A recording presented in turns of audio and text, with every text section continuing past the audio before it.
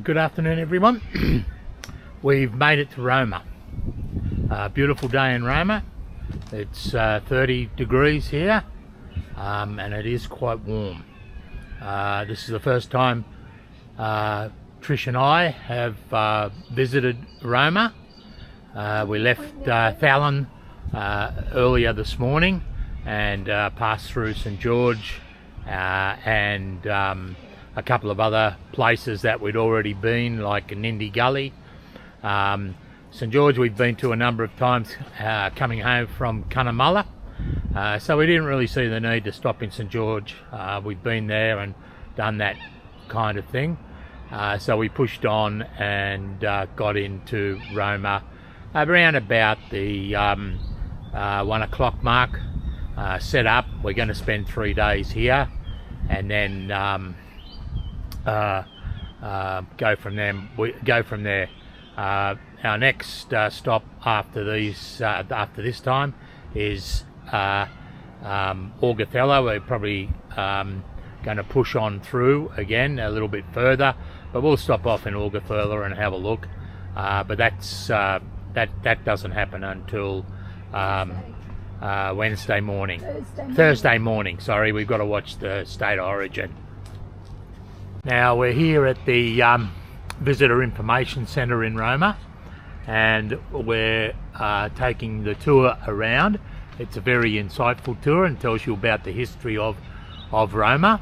And we've stopped off here at the Big Rig. This rig was made in America and transported out to Queensland in 1929. It did a lot of exploration around the Roma and associated areas, searching mainly for gas and oil. Unfortunately, after a few years, it didn't produce the results that were expected, and subsequently the rig was disassembled, and once the extension to Roma Information Centre was done, it was put up here as part of that exhibition. The next part of the exhibition is what they call the Big Tower, right? So we'll show you a little bit more about that when we go, but you'll see this is the welcome to the Big Tower, and as you'll appreciate, Trish and I will take a little while to get to the top because it's there's 13 levels. So Mrs. Spielberg's going to say something. Oh, all right. I'll beat you to the top. You take the stairs. I'm going this way. My God, I think I've lost Trissa. Where is she? Oh, here she comes. It's pretty hard coming up them steps, isn't it? All 13 floors of them. My God, Trisha, you've done really well. I can't believe you're running right at the moment. Oh yes, that's excellent.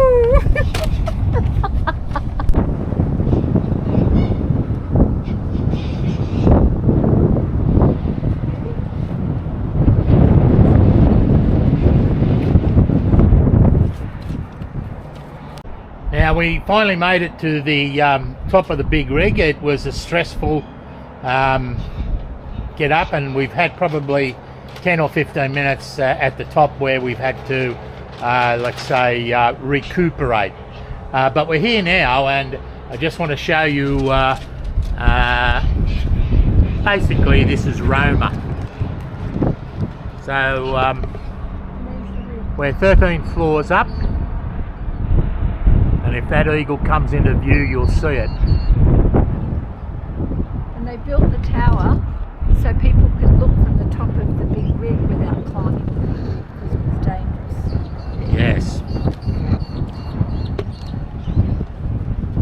So as we look around, you can see the vast expanse of Roma. As I said, Trisha and I haven't been to Roma before, and we've only been here probably 2 hours at the moment. and quite frankly we find it a remarkable place. If you drive 5 minutes out of Roma, there is complete nothing. So when they say Roma in the outback, Roma in the outback is pretty damn true. But as you can see, it is pretty flat. Most of the country that we'll be going to when we leave Roma, and until we get probably out of Queensland, and even when we get into Northern Territory, then it will be flat. Come on. I'm going to make it down I'm going to go back down the way I came up. Yes. Come with me. Come with that. Yeah.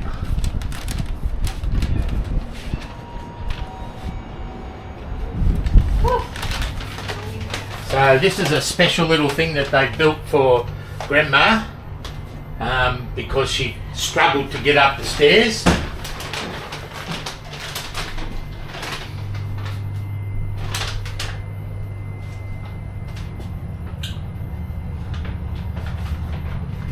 What's that chopping block? Whoa, shit.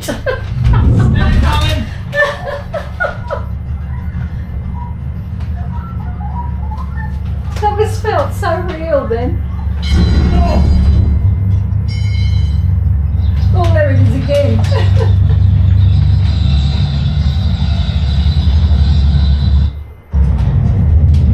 They're getting out here.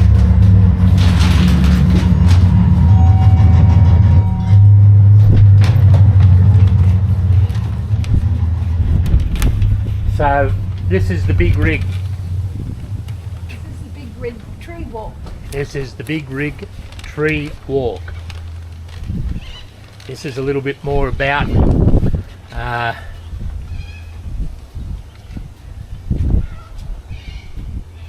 the Big Rig, but also about Roma's river gums. But as you can see down the side here, it will tell you about the Big Rig, and it says here that it is 45 metres high. So I think Grandma did a great job getting up there, so I rewarded her with a trip back down in the lift.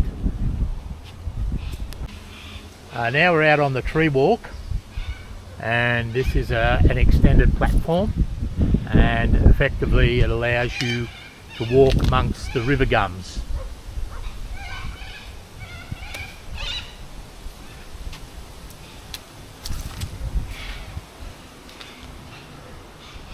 For the observant ones, you'll see that there are 2 train lines down below.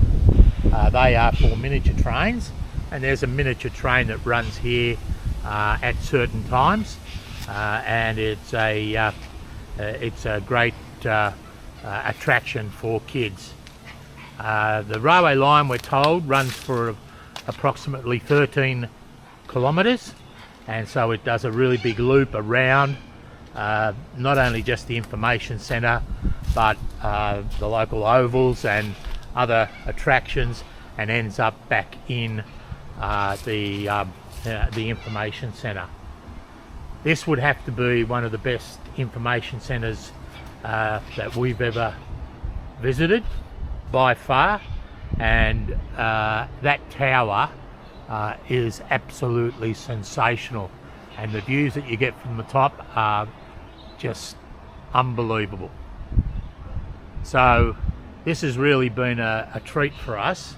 It's taken us a couple of hours to get here from Fallon, and but Roma, this is something that we really did not expect Roma to be. So I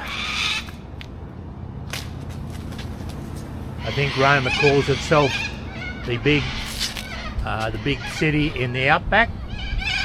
It is fairly large. I'm just not sure how many people, but it is fairly large.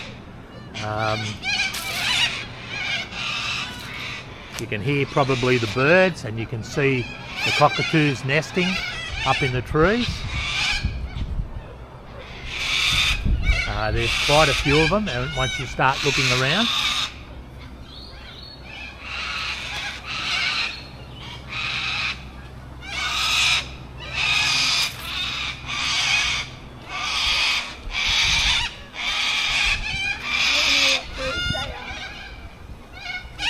Of some sort. As we get, you might be able to get a glimpse of the cockatoos flying from branch to branch, but as you can see, the tree here is absolutely packed with them.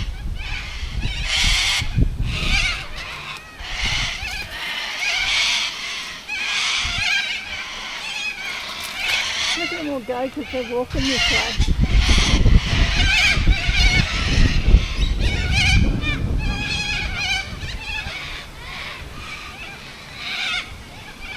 There's little branch lines off this main tree walk, and as you can see, this is some of the equipment that is on display here at the Roma Information Centre. Oh, we're going up again. Hey, this is the only lift I've ever been in when we get where you get a show. Get back to work. Oh, hello. In the lift. Back to ground. That was fun. We've come into the Journey Through Time exhibition here at the Big Rig Information Centre, and it's an interactive, what they call interactive. During the Permian era, the Australian landmass is located closer to the South Pole, and temperatures average around 0 to 10 degrees. Movements in the Earth's crust are causing the Roma region to sink and flood with seawater. In time, this sea becomes choked with sand and soil washed down by frosty rains. As a result, much of the sea becomes vast swamps filled with algae and water-loving plants that drop layer upon layer of plant material. In places, this layer is up to 60 meters deep. As you continue, keep your eye on this all-important layer, which we will call the source layer, because in time, it becomes the source of Roma's oil and gas deposits. Here, below the Earth, you can see a layer outlined with a strip of light. This is the source layer, now some 1,000 meters underground, because layers of sand and silt have continued to wash down on top of what were the Permian swamps. As the load of sediment grows thicker and heavier, compression pushes water out of the plant material, setting up the right kind of chemical conditions necessary for oil and gas formation. Coal seams develop, and the oil-forming particles are starting to accumulate. Meanwhile, during the Triassic era, Earth movements are pushing the Australian landmass northward, causing temperatures to warm to around 20 degrees. You've got to show this. Push it, hang on. Now. While massive reptiles rule the surface, the source layer is undergoing important changes. Now buried at some 2,500 meters, the source layer is under enormous pressure. The subsurface heat and pressure together create the unique environment in which hydrogen-rich plant material turns into oil, gas, or coal. During the Jurassic era, the Australian landmass continues to move further away from the South Pole and towards the equator, creating a warmer climate with an average temperature around 30 degrees.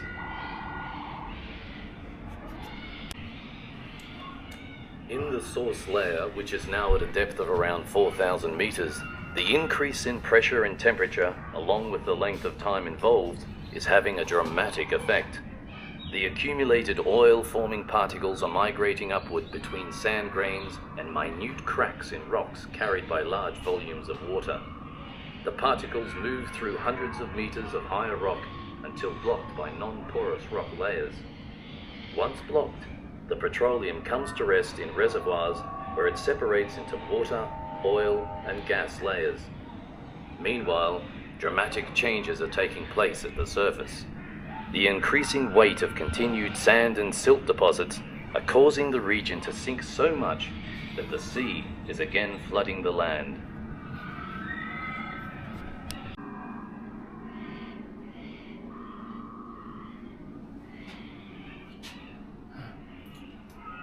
You are now standing in an underground gas reservoir some 2,000 meters below the surface near Roma. This gas is the end result of the processes that transformed the original Permian plant matter in the source layer. High above, an exploration team has pinpointed the location of this reservoir and is now drilling toward it. The gas in this reservoir is under very high pressure, which is why there is a tremendous rush of gas as soon as the drill bit penetrates the rock. Right, leave it on and come out here and see what happens. Leave it on. Leave it on. Leave it on. Doesn't matter.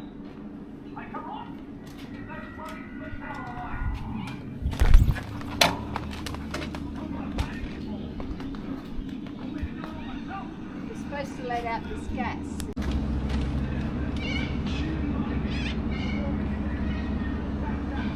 Look up the middle. This is the oil and gas rig. Big rig.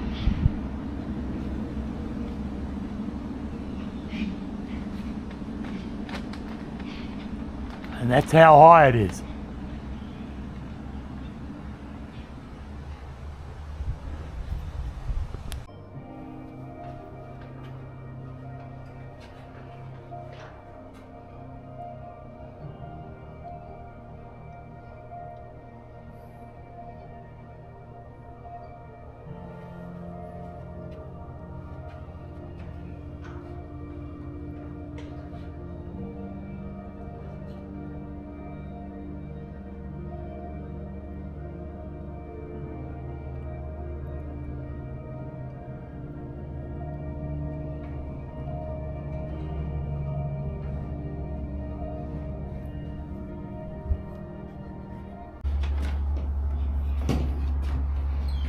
I found my new sewing room. It even comes with a sewing machine. With a clock. How neat. Single bed. You can fit my single bed. I love the pot under the bed. Gazanda.